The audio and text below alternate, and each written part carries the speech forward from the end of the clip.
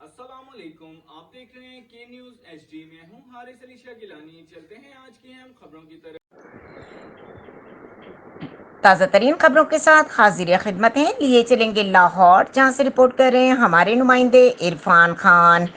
تھانہ مصطفیٰ آباد لاہور مرخت 20/7/23 کو برائے عمل درآمدگی ڈگری عدالت اسپیشل جج رینٹ کنٹرولر لاہور بذریعہ SOPs آفس CCPO لاہور سے تھانہ مصطفیٰ آباد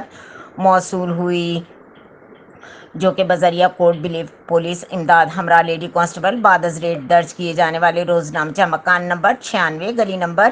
21 اندرون چوبچہ خالی کروایا گیا، جو کہ بعد از واگزار قبضہ بلیف چابیاں مکان اصل مالک محمد یونس خان کے حوالے کر دیں، جو کہ بعد از فریاد ارشاد جواد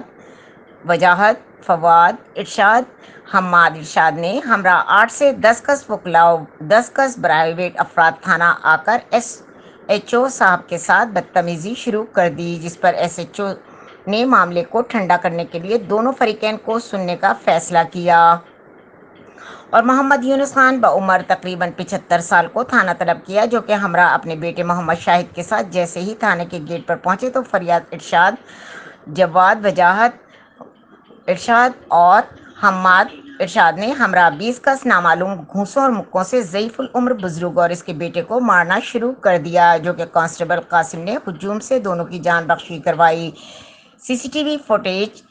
جو کہ بعد از محمد یونس خان کی طبیعت ناساز ہو گئی،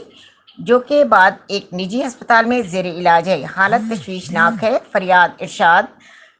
جواد ارشاد وجاہت ارشاد فواد ارشاد حماد ارشاد، جو کہ دھرمپورہ میں قبضہ مافیا کے نام سے مشہور ہیں، غریب لوگوں کے پراپرٹیز ہتھیاتے ہیں۔ مزید خبروں اور اپڈیٹس کے لیے ہمارے ساتھ رہیے گا، تب تک کے لیے اپنا خیال رکھیے گا۔ اللہ حافظ۔